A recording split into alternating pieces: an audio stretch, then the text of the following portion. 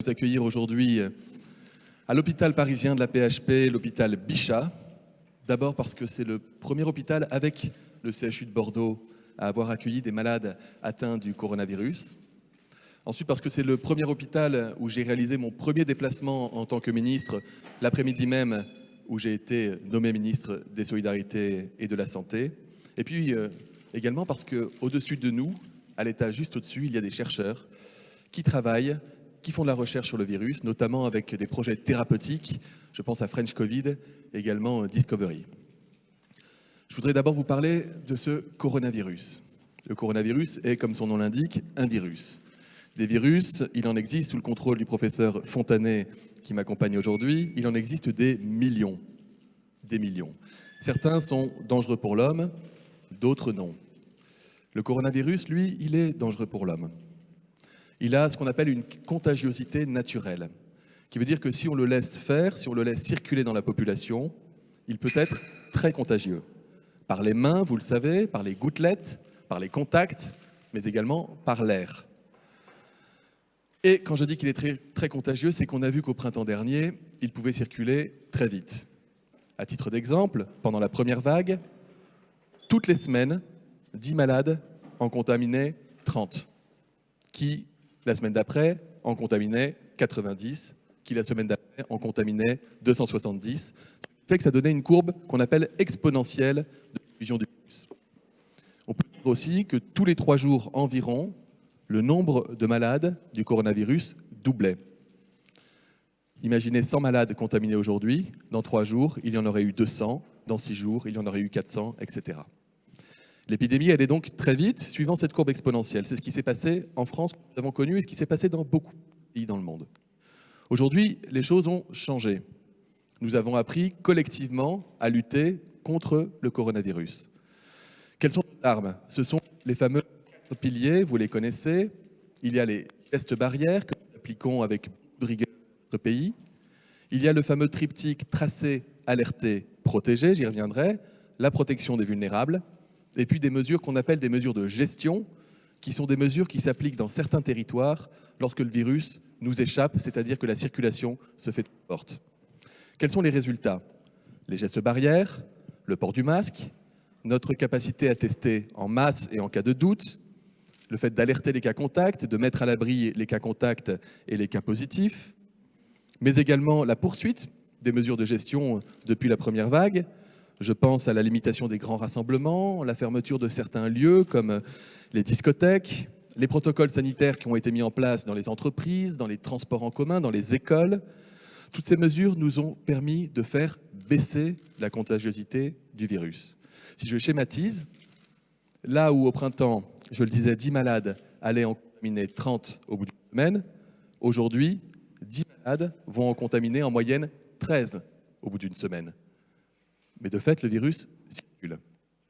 Là où le nombre de malades doublait tous les 3 jours, je vous l'ai dit, aujourd'hui, on estime qu'il double environ tous les 15 jours. Là aussi, c'est nettement mieux, mais de fait, le virus circule.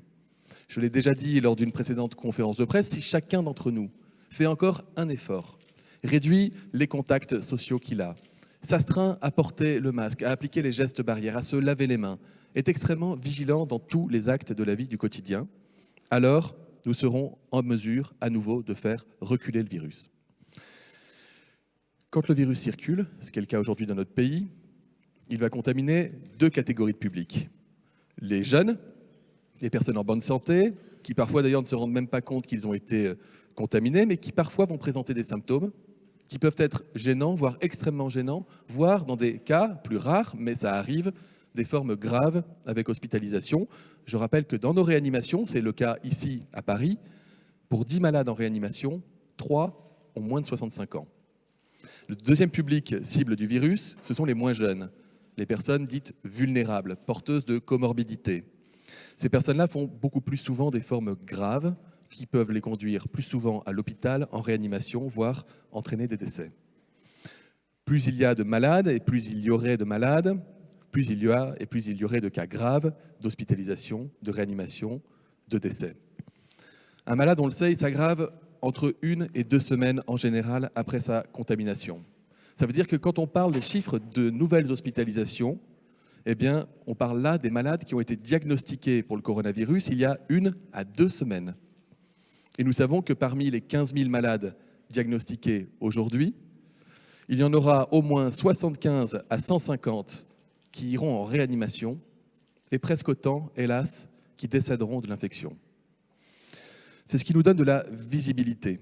C'est ce qui nous permet de prédire ce qui risque, ce qui va arriver dans les 15 jours à venir et au-delà si nous ne mettons pas en place des mesures pour freiner la circulation du virus. Ainsi, dans les territoires où le virus circule peu, le risque d'avoir un impact important sur les hôpitaux est maîtrisé, mais hélas, ces territoires sont désormais très peu nombreux dans notre pays. Ailleurs, le virus circule suffisamment vite pour que le nombre de personnes contaminées augmente, sans toutefois menacer à court terme nos hôpitaux. Ce sont des zones d'alerte au sein desquelles nous avons augmenté la semaine dernière ces fameuses mesures de gestion pour faire basculer ces territoires du bon côté. Je pense notamment à l'interdiction des rassemblements festifs ou familiaux de plus de 30 personnes dans les lieux comme des salles des fêtes. Pourquoi cette mesure ? Parce que le brassage d'un groupe de personnes dans un même lieu clos suffit à augmenter la circulation du virus. C'est une des mesures qui peut suffire parfois dans les endroits où c'est nécessaire à faire reculer le virus. L'effort de plus qui peut faire déclic. Il y a dans les réanimations parisiennes des personnes qui ont été contaminées lors d'un mariage, des personnes qui portent le masque dans les transports en commun ou sur leur lieu de travail, mais qui se sentent rassurées quand elles arrivent chez elles, en invitant des amis ou leur famille, ont enlevé le masque et ont été ainsi contaminées. Ailleurs encore, notamment dans les grandes métropoles, certaines grandes métropoles, là où la population est plus concentrée, le virus circule plus facilement, il évolue déjà bien trop vite, il touche toutes les catégories de population, notamment les populations vulnérables et les personnes âgées. Les conséquences sanitaires sont dans ces endroits déjà visibles, les hôpitaux déjà chargés, avec des soignants qui sont fatigués mais qui donnent tout pour sauver un maximum de vies et qui attendent de nous que nous prenions des mesures et des Français qu'ils puissent les respecter pour préserver les hôpitaux et les malades. Il y a dans ces territoires, on les appelle les zones d'alerte renforcée, des hospitalisations déjà nombreuses et des décès. Les EHPAD y sont aussi plus fragiles qu'ailleurs. Dans ces zones, nous prenons du coup, par nécessité, des mesures de gestion plus contraignantes encore pour freiner plus vite et plus fort la circulation virale. Nous ciblons précisément les milieux et les circonstances à risque en interdisant les grands rassemblements, cette fois-ci au-dessus de 1000 personnes, en interdisant tous les regroupements de personnes sur la voie publique au-delà de 10 personnes, sauf exception. Dans le même esprit, vous le savez, nous y fermons des salles de sport et imposons un couvre-feu dans les bars à 22 h. Pourquoi ? Parce que ce sont des lieux clos dans lesquels on est proches les uns des autres et on ne va pas pouvoir porter le masque et respecter la distance de sécurité. Les études internationales et françaises montrent qu'on a plus de risques de s'y contaminer et quelles que soient les démarches qui sont entreprises par les personnes qui tiennent ces lieux, et je les sais très mobilisés et je les sais parfois en colère de savoir que leurs bâtiments, que leurs commerces sont soumis à des mesures de restriction alors qu'ils ont fait déjà beaucoup d'efforts. Mais c'est un constat, c'est un fait. Quand on est nombreux dans une pièce fermée, hélas, le risque de contamination y est plus important. Or, tout ce qui peut réduire la circulation du virus dans les territoires dans lesquels il circule trop et où la tension sanitaire est forte, tout ça doit être entrepris. Et puis enfin, il y a les zones qu'on a appelées les zones d'alerte maximale. Les zones où le risque de saturation des hôpitaux et des réanimations est très élevé. Là où on a déjà commencé à déprogrammer des soins utiles pour des malades qui n'ont pas le Covid, des opérations de chirurgie cancérologique par exemple, pour pouvoir libérer des places en urgence pour les malades du Covid. Là où l'incidence, c'est-à-dire la circulation du virus est telle, et notamment chez les publics vulnérables, qu'on sait que quoi qu'on fasse, la situation ne peut pas s'améliorer dans les 15 jours à venir et qu'il y aura plus d'hospitalisation et plus de réanimation. Dans ces territoires, toutes les mesures utiles pour protéger la santé des Français doivent être prises, adoptées, et j'y reviendrai notamment sur la fermeture totale des bars. Nous surveillons ces zones comme le lait sur le feu. Un point de méthode maintenant. J'ai dit que l'impact sanitaire d'une contamination, elle est mesurable au-delà d'1 à 2 semaines. Nous connaissons donc la situation des hôpitaux dans 15 jours, dans chacun des territoires. Ce que nous voulons, c'est donc que les mesures que nous prenons aujourd'hui aient des effets le plus tôt possible, mais on sait que ces effets seront davantage mesurables à partir de dans 15 jours. Il ne faut donc pas vous décourager si vous voyez que si vous voyez que la situation sanitaire continue de se dégrader pendant quelques jours dans votre territoire, alors que vous faites des efforts. Vos efforts, ils doivent payer, et vos efforts, ils vont payer. D'ailleurs, et pour vous en convaincre, je peux vous annoncer qu'on a aussi des situations territoriales dans lesquelles on commence à constater un frémissement, un début d'embellie sur le plan sanitaire. Certes timide, mais ça compte. Je pense notamment à Bordeaux, à Nice ou même à Marseille, même si, je le dis tout de suite, les niveaux de circulation du virus y restent très élevés, trop élevés, et que les risques sanitaires et de surcharge hospitalière sont encore bien trop importants. Enfin, il faut prendre les signes d'espoir quand ils viennent. C'est un encouragement en fait à poursuivre, c'est un encouragement à tenir. Je voudrais laisser la parole au professeur Arnaud Fontanet, épidémiologiste, membre éminent du conseil scientifique et qui va vous présenter en toute transparence des modélisations de la situation dans certains territoires. Ces modèles sont importants parce qu'ils tiennent compte de toutes les caractéristiques que je vous ai présentées, le fait qu'on peut anticiper à 15 jours ce qui va se passer et qu'on peut aussi regarder en arrière pour mieux comprendre et saisir ce qui va se passer dans un avenir prochain. Professeur, c'est à vous. Merci beaucoup, Monsieur le Ministre. Donc, je vais effectivement détailler avec vous quelques-uns des modèles, la façon avec laquelle nous les construisons et ce qu'ils nous apprennent sur cette épidémie. C'est essentiel d'avoir finalement ces outils sous la main pour essayer d'anticiper des situations parce que avec des courbes exponentielles comme celles que l'on observe dans une dynamique de transmission d'une maladie infectieuse, les effets peuvent sembler faibles au début et s'accélérer extrêmement rapidement. Et ce sont ces modèles qui nous permettent d'anticiper. Donc je vous montre d'abord ici, avec à titre d'exemple la région Auvergne-Rhône-Alpes, comment se construisent ces modèles. Sur la gauche, vous avez le nombre d'admissions quotidiennes à l'hôpital, ce sont les points, et l'équipe de Simon Cochemez à l'Institut Pasteur, qui fait de la modélisation mathématique des maladies infectieuses, utilise ces données observées, les points, pour calibrer des modèles qui leur permettent ensuite d'estimer ce fameux nombre de reproductions que vous connaissez tous aujourd'hui, le nombre de cas secondaires par personne infectée, qui ensuite, injecté dans le modèle, permet d'estimer les trajectoires et notamment l'occupation des lits de réanimation sur des périodes de quelques semaines. Donc ce que vous voyez sur la droite, c'est à partir de l'estimation qui a été faite sur la gauche, et là le R est estimé autour de 1,5. Vous avez d'abord la trajectoire principale d'occupation des lits de réanimation dans la région Auvergne-Rhône-Alpes si rien ne changeait. Et c'est le si rien ne changeait qui est important parce que bien sûr, on ne va pas laisser la situation se détériorer sous nos yeux et les différentes actions que Monsieur le Ministre rappelait juste précédemment doivent nous permettre d'infléchir des courbes. Les simulations qui vous sont présentées ici, où vous voyez pour le nombre R qui à la base est à 1,5 estimé début septembre, si vous arriviez à descendre à 1,4, 1,3, 1,2, 1,1, ou à l'inverse, s'il augmentait à 1,6 ou 1,7, vous donne les trajectoires que vous observez. Et c'est extrêmement important parce que vous voyez à quel point un changement relativement limité du R peut avoir un impact à une échelle de quelques semaines. Et c'est la raison pour laquelle, toujours dans l'anticipation, si on arrive à agir tôt, on peut avoir un impact considérable sur la trajectoire de l'épidémie et sur l'occupation des lits de réanimation.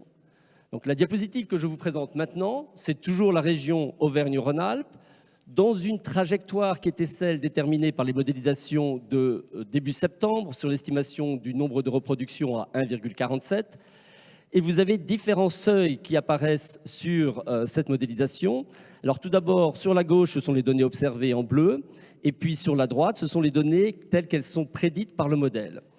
Les lignes horizontales que vous voyez sont différents seuils. Il y a le plus bas, le seuil de 30% de lits de réanimation occupés, qui est celui qu'on appelle le seuil d'alerte. À 60%, la ligne d'au-dessus, c'est le seuil d'état d'urgence sanitaire. Si vous avez la ligne pleine qui vient après, c'est la capacité totale des lits de réanimation qui est disponible aujourd'hui dans la région Auvergne-Rhône-Alpes, et elle est de 616. Et la ligne du dessus, ce serait la capacité de lits de réanimation si on était amené à réallouer d'autres lits à la réanimation. Bien entendu, il n'est pas question de laisser la dynamique, la trajectoire que vous voyez continuer, puisque très rapidement, ces seuils seraient atteints. Déjà, on voit qu'au 1er octobre, le seuil d'alerte à 30% est atteint. Et c'est déjà, je le dirais, une limite parce qu'il ne faut pas oublier d'abord que des patients qui viennent en réanimation, ce sont des personnes qui souffrent et qui sont à risque de décès et de séquelles graves, que pour les personnels soignants, accueillir des patients supplémentaires en réanimation est extrêmement dur. Ils ont été à juste titre les héros de la première vague de cette épidémie en mars dernier. Il ne faut pas leur imposer à nouveau la difficulté dans laquelle ils ont dû travailler pendant plusieurs semaines. Ils sont fatigués, ils se sont à peine reposés pendant l'été et tous les personnels soignants des services de réanimation doivent être protégés. Il est d'ailleurs difficile, au-delà des lits, de trouver des personnels qui puissent aussi prendre en charge les patients. Chaque patient demande un nombre de personnes pour les prendre en charge extrêmement élevé. Donc l'idée, c'est vraiment déjà à 30% de se dire qu'on est probablement à un seuil qu'on ne devrait pas vouloir dépasser. Sachez également que les lits de réanimation sont aujourd'hui occupés par des patients qui souffrent de pathologies lourdes, qui ont dû différer des interventions de type chirurgie cardiaque, neurochirurgie, chirurgie pour des cancers, parce que les lits étaient occupés par des patients atteints par la Covid dans les mois qui viennent de s'écouler, et que ces lits, on en a besoin aujourd'hui pour ces autres patients. Donc une fois de plus, même si vous voyez tous ces seuils, tous ces paliers, il n'est pas question de se dire voilà la marge qu'il nous reste avant qu'on sature complètement. Un seuil de 30% est déjà un seuil qui devrait être, comme il est indiqué, un seuil d'alerte maximale. Donc, vous avez ici une trajectoire pour la région Auvergne-Rhône-Alpes qui vous indique qu'effectivement, à partir du 1er octobre, le seuil de 30% a été atteint. Je vais vous montrer d'autres régions. La région Provence-Alpes-Côte d'Azur, qui a été la première pour laquelle ce seuil d'alerte maximale a été atteint le 25 septembre et qui donc a amené une certaine inquiétude. Comme vous le voyez ici, on observe, et Monsieur le ministre y faisait référence, un léger tassement du nombre d'hospitalisations comparé à ce que la modélisation prédit. C'est peut-être ce frémissement qui nous laisse entendre qu'il y a une légère amélioration, mais attention, on est sur la durée, il faut que cela se confirme au moins pendant plus de 15 jours pour que l'on soit rassuré. La région Hauts-de-France que je vous présente ici est une région qui nous inquiète aujourd'hui. Vous voyez que le nombre de reproductions tel qu'il est estimé début septembre est élevé à 1,54. Vous voyez aussi que la dynamique, ce sont les barres horizontales bleues, va au-dessus de ce qui était prévu à partir d'une modélisation issue des chiffres de début septembre, qui laisse entendre que possiblement on est même sur une phase qui va plus vite que ce qui est prévu ici. Et vous voyez que les seuils d'alerte vont être atteints rapidement. Donc certainement, la région de Hauts-de-France aujourd'hui est une région où il faut agir vite. Une fois de plus, je vous rappelle les simulations que je vous avais montrées sur la première diapositive. Si on agit tôt, on peut infléchir ces courbes et avoir un impact considérable et bien sûr ne pas voir se réaliser les projections que vous avez là sous les yeux. Je terminerai avec la région Île-de-France où là aussi le nombre de reproductions estimées début septembre était élevé à 1,4. Là aussi, on voit que les observés semblent être au-dessus pour la partie où il y a une juste exposition des données telles qu'elles étaient prédites. Donc attention, peut-être que la dynamique serait même plus rapide que celle que l'on observe ici. Et là aussi, je pense qu'il est urgent d'agir parce qu'on veut absolument éviter l'augmentation telle que celle qu'on verrait ici. Et déjà, comme je le disais précédemment, un seuil de 30% qui s'appelle alerte maximale porte bien son nom. Je vous remercie. Merci beaucoup, professeur. Ces courbes sont importantes. Ce sont des modèles, ce sont des prédictions. Et notre objectif, vous et nous, c'est de faire mentir ces courbes, de faire mentir ces modèles. Et par les actions que nous menons et que vous respectez sur les territoires, par l'action de chacun au quotidien, par l'attention qu'on porte parfois à des situations qui nous paraissent être des détails, mais qui peuvent freiner la circulation du virus, de faire en sorte que ces simulations s'interrompent et que nous puissions retrouver une période d'accalmie tout en continuant à vivre avec le virus. Vivre avec le virus, ça signifie qu'on doit continuer à vivre au quotidien, en tenant compte des variations de l'épidémie, avec, je le disais, des périodes d'accalmie, nous en avons connu cet été, et avec des périodes où le virus ne circule plus à bas bruit, mais il commence à circuler plus massivement dans la population, des phases d'aggravation. C'est le cas actuellement. Nous sommes dans une phase d'aggravation depuis plusieurs semaines de la circulation du virus, qui met en tension notre système de santé et pour lequel nous devons agir. Et nous devons donc redoubler d'efforts dans la période et prendre des mesures qui deviennent contraignantes quand l'ensemble des piliers du testé, alerté, protégé, des gestes barrières ne suffit plus à protéger un territoire. On vous a expliqué comment nous prenons les décisions, le classement des territoires en fonction de la gravité de l'épidémie localement, sur des indicateurs qui sont fiables, qui sont précis, qui sont renouvelés chaque jour, qui sont transparents. Et nous vous avons expliqué pourquoi nous prenons des mesures de gestion et pourquoi elles font sens. Un mot sur la méthode maintenant. Pour être acceptée, pour être comprise, pour être respectée, il faut évidemment que les Français les comprennent. Le rôle des élus locaux est alors majeur. Raison pour laquelle nous concertons les élus des territoires, surtout quand les territoires sont en alerte. Dans l'immense majorité des cas d'ailleurs, le diagnostic est partagé avec les élus, nous recherchons le consensus en toutes circonstances, et en définitive, lorsque des mesures sont à prendre, c'est l'État qui doit prendre ses responsabilités et qui doit prendre toutes les mesures nécessaires pour assurer la protection des Français. Pour rappel, nous avons pris des mesures il y a 3 semaines à Marseille, à Bordeaux et en Guadeloupe. Il y a 2 semaines à Lyon et à Nice. La semaine dernière, nous avons passé la Guadeloupe et Marseille-Aix en zone d'alerte maximale et nous avons passé en zone d'alerte renforcée Lille, Toulouse, Saint-Étienne, Rennes, Paris et les départements de la Petite Couronne, mais aussi Rouen, Grenoble et Montpellier. S'agissant de ces territoires, je vous ai rappelé il y a quelques minutes la logique et les principes qui nous guident.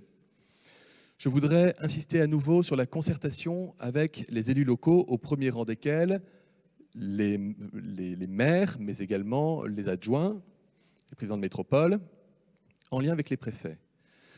Si la concertation, je le disais, n'amène pas à une pleine convergence de vues, alors l'État assume de prendre les décisions qui s'imposent pour protéger la santé de nos concitoyens. Le Premier ministre a reçu hier, et encore ce matin et cet après-midi, les maires des grandes villes les plus touchées, presque toutes les grandes villes les plus touchées, et dont les tendances observées ces derniers jours marquent une évolution préoccupante. Ces échanges auxquels j'ai évidemment participé ont été constructifs. Vraiment, on peut dire que les élus sont pleinement conscients de la gravité de la situation et engagés à prendre leurs responsabilités pour protéger la population. Les maires sont essentiels à la fois pour accompagner la mise en place de mesures de réduction des risques, mais aussi pour informer, sensibiliser et contrôler le respect par nos concitoyens des gestes barrières et des mesures de gestion. Dans ce cadre, je souhaite partager maintenant avec vous la situation de certaines de ces métropoles. Je le disais, 7 métropoles ont été classées depuis la semaine dernière en zone de circulation dite renforcée, zone d'alerte renforcée.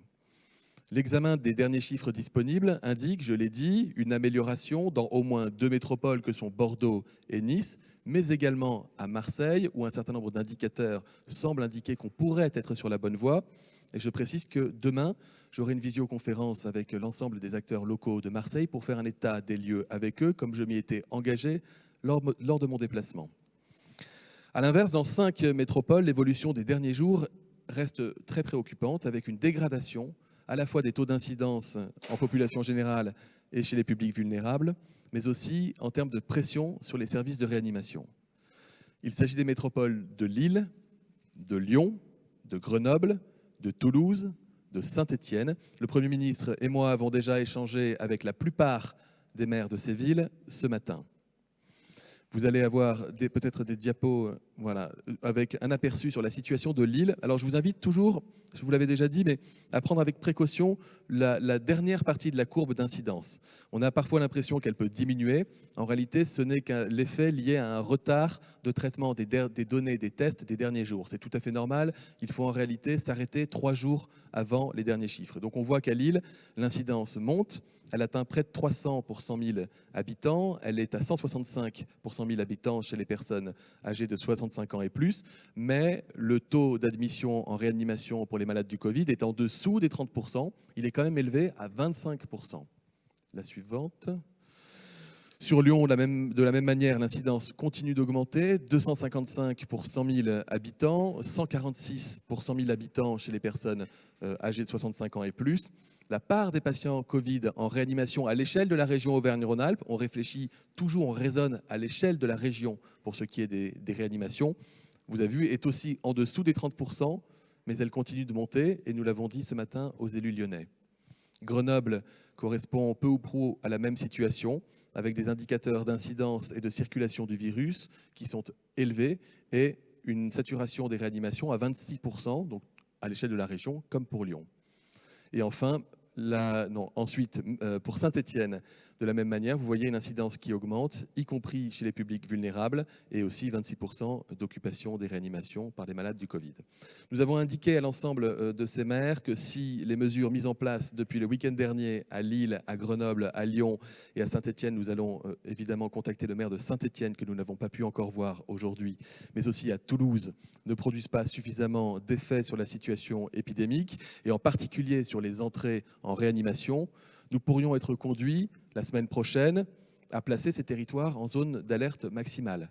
Nous demandons aux maires, aux préfets, aux directeurs généraux des agences régionales de santé de ces territoires de poursuivre les échanges sur l'évolution de la situation et les mesures qui devraient être prises en fonction de celle-ci. À date, il n'y a pas lieu de basculer ces métropoles en zone d'alerte maximale, mais vous l'avez compris, si la situation sanitaire devait se dégrader, eh bien, nous serions amenés, en concertation avec les élus, à en décider la bascule.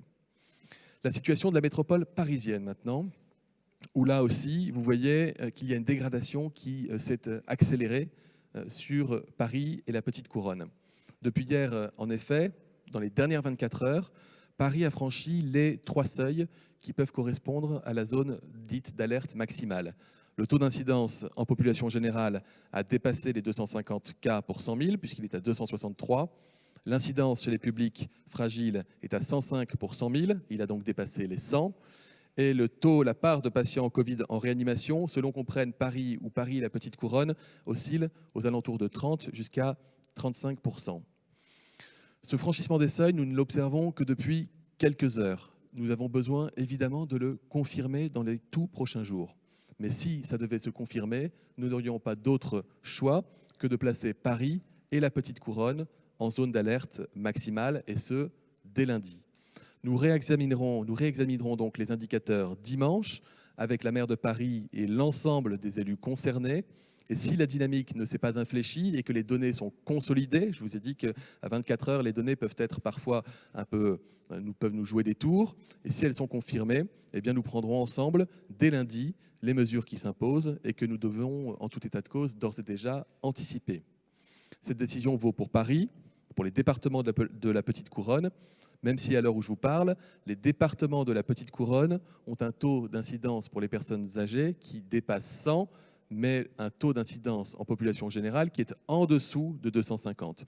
Nous assumons de prendre une décision qui intègre Paris et les départements de la Petite Couronne, comme d'ailleurs nous l'avons fait pour Marseille et Aix-en-Provence, car les mouvements de population, vous l'imaginez, entre Paris et ses départements sont tels que l'évolution en Petite Couronne suit depuis le début de l'épidémie, avec quelques jours de décalage seulement, l'évolution constatée à Paris. Chaque jour, il y a des centaines de milliers d'habitants des Hauts-de-Seine, de Seine-Saint-Denis, du Val-de-Marne, qui viennent travailler, qui viennent étudier à Paris, et des centaines de milliers de Parisiens qui font de même dans ces départements. Nous ne pouvons donc pas dissocier les mesures dans ces territoires. Le passage en zone d'alerte maximale supposera que les habitants de Paris et de la Petite Couronne réduisent temporairement leurs interactions sociales de manière drastique, en tout cas plus importante que ce qu'ils font d'ores et déjà.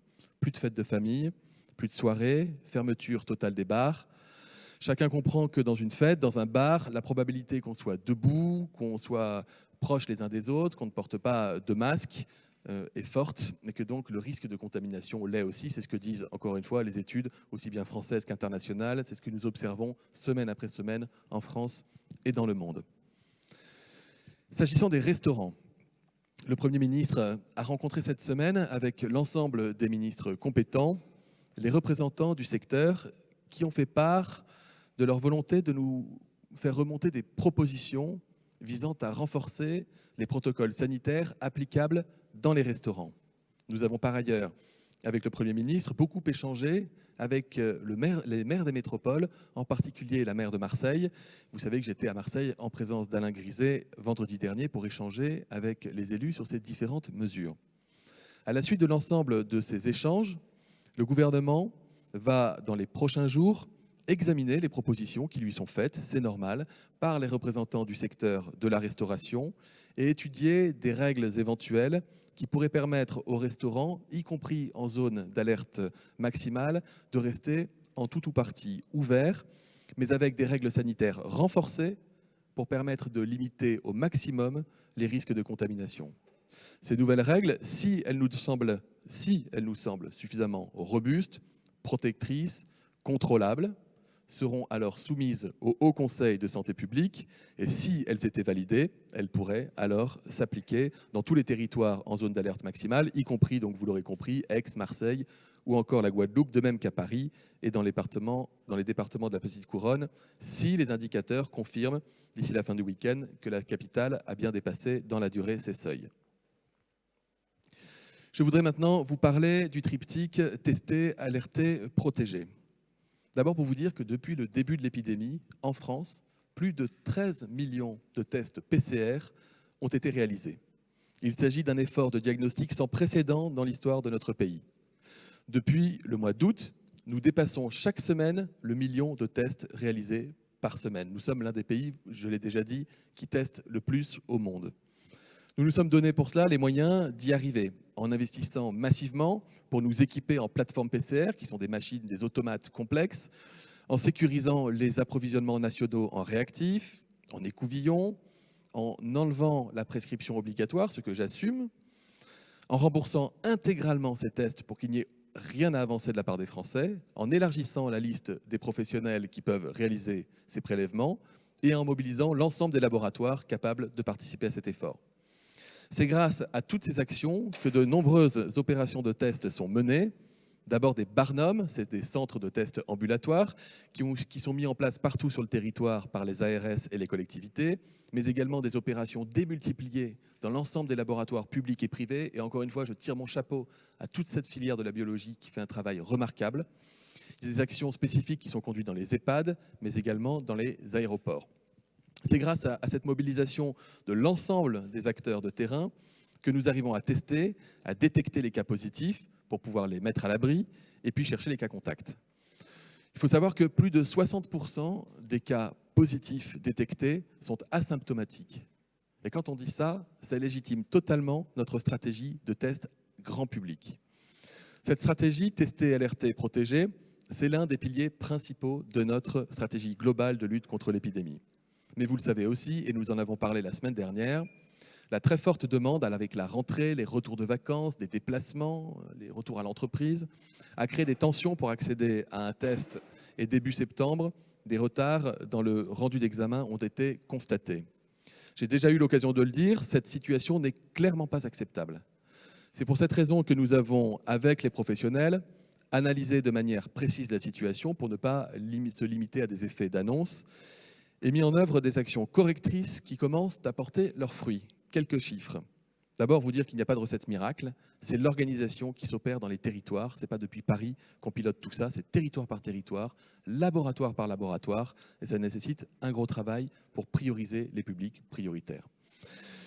Quitte à me répéter, je vous le rappelle, les personnes prioritaires sont uniquement les personnes symptomatiques, notamment ceux qui ont une prescription médicale, les cas contacts qui ont reçu des SMS de l'assurance maladie ou une notification sur Stop Covid, les professionnels de santé et les assimilés, les aides à domicile qui interviennent chez les gens. Une personne non prioritaire doit accepter d'attendre quelques jours, c'est encore le cas dans plusieurs territoires du pays, pour avoir accès à un test. Je vous disais, on commence à avoir des résultats intéressants en matière d'accès au test. D'abord, les chiffres de l'adresse nous montrent que 75% des tests sont rendus désormais en moins de 48 heures. C'est plus que la semaine dernière. Et vous allez voir que sur la deuxième carte, là on était encore en jaune avec des délais, on devient vert dans plusieurs territoires. Il y a un site internet que beaucoup de Français connaissent qui s'appelle Doctolib, qui permet de prendre des rendez-vous en ligne pour se faire tester. À la moitié du mois d'août, quand il n'y avait pas beaucoup d'embouteillage, le délai était de 4,4 jours, parce qu'il y a des gens qui prennent des rendez-vous à 7 jours volontairement, pour des tests planifiés, notamment les cas contacts. Ce délai s'était dégradé, il avait dépassé les 6 jours. Il est désormais redescendu au même niveau qu'à la mi-août, c'est-à-dire en moyenne 4 jours et demi. suis pas en train de vous dire du tout qu'il n'y a pas des situations où les gens attendent, font la queue ou reçoivent des résultats trop tard. Ce que je veux vous dire, c'est que nous mettons tout en œuvre pour résoudre les situations qui persistent le plus vite possible, mais que la situation s'est améliorée. Il y a des centres de diagnostic qui ont été mis en place spécifiques, je le disais, pour les malades prioritaires. En Île-de-France, 15 centres ont été montés, 5 supplémentaires vont être montés dans les prochains jours. 10 000 tests ont été réalisés pour les publics prioritaires la seule semaine dernière. Tous les résultats sont rendus dans les 48 heures. Cette semaine, ce seront 20 000 tests qui auront été réalisés, avec des résultats qui auront été rendus en moyenne dans les 36 heures. La situation va donc continuer de s'améliorer. Elle s'améliorera d'autant plus que, vous le savez, certaines innovations vont venir compléter notre arsenal et notre politique de tests. Je pense bien sûr à l'arrivée des tests antigéniques. Nous sommes en train de travailler avec la Haute Autorité de Santé pour connaître les stratégies précises de déploiement de ces tests. D'ores et déjà, un avis favorable a été rendu s'agissant des patients symptomatiques qui permettra de nous appuyer sur les médecins libéraux, sur les pharmaciens pour pouvoir réaliser des prélèvements quand le moment sera venu. Nous avons reçu hier l'ensemble des acteurs de la filière santé avec le Premier ministre et nous avons notamment discuté de ces tests. J'aurai l'occasion de vous présenter plus en détail comment ça fonctionne. Mais vous voyez que pour celles d'entre nous qui ont passé un test de grossesse notamment, c'est un peu le même principe avec la migration d'un produit, d'un prélèvement qui permet d'afficher si vous êtes positif au test ou non. Donc ça se déploiera progressivement. Encore un peu de patience, il nous faut pour ça conforter toutes les stratégies d'utilisation. Permettez-moi de conclure mon propos sur les tests en rappelant que le dépistage ne peut pas permettre à lui seul de lutter contre la circulation du virus. Il doit impérativement être suivi de l'isolement de la personne positive, de la mise à l'abri et de ses cas contacts. Pour éviter la propagation de l'épidémie, il est crucial que les personnes qui ont eu des contacts à risque avec une personne atteinte du virus et susceptible d'être contaminée s'isolent et réalisent le test. Pour cette raison, l'assurance maladie remplit un rôle central qui consiste à identifier et alerter ces personnes.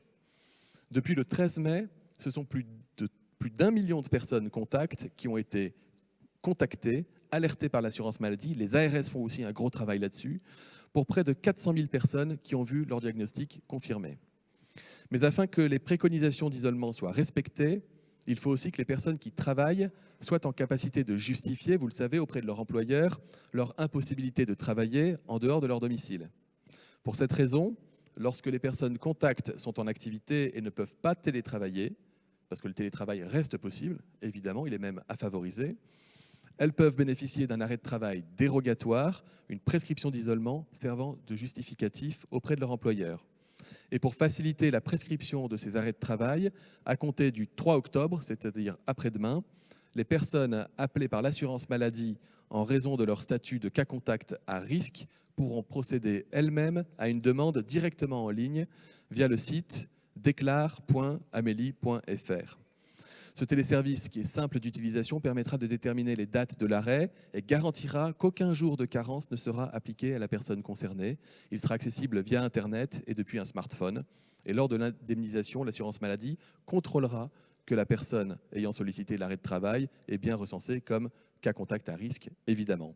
Voilà, c'est beaucoup d'informations qu'on voulait, avec le professeur Fontanet, vous livrer aujourd'hui. Je crois que on a besoin d'expliquer la politique qui est la nôtre, notre stratégie qui est juste, qui est la bonne stratégie, à laquelle nous croyons profondément, qui a porté ses fruits dans notre pays, qui doit pouvoir nous éviter des mesures plus drastiques de lutte contre la circulation du virus, qui a pour objectif de protéger les Français, de protéger nos hôpitaux, comme l'a dit très justement Arnaud Fontanet, de protéger des soignants qui ont déjà énormément donné.